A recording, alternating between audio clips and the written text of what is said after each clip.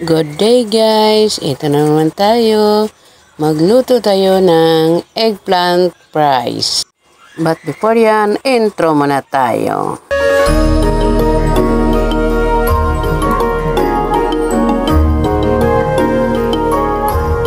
First, maglagay tayo ng 1/2 cup harina sa isang bowl. Pero wala akong bowl kaya ito lang ginamit ko, itong glass tray. Para ito sa butter gagamitin natin.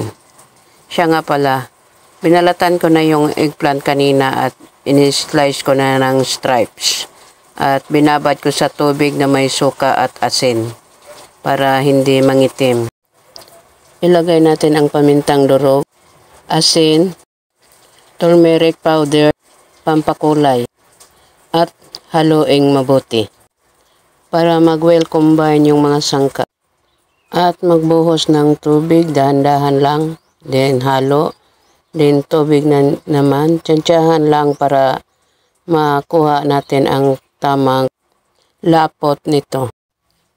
At pag okay na, i-set aside muna natin para maghanda na sa pagprito.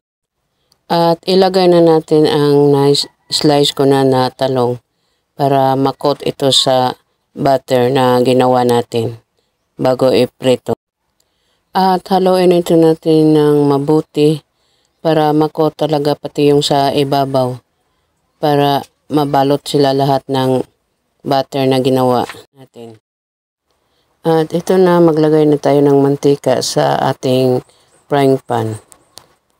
I-deep fry natin para madaling maluto. At dahil mainit na, ilagay na natin unti-unti yung mga fries.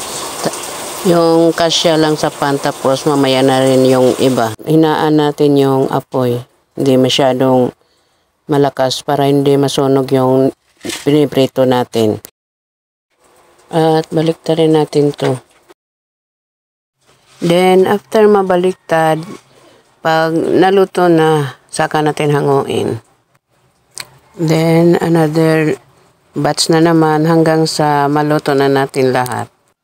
Paki-like po, and comment, paki-share na rin. Thank you!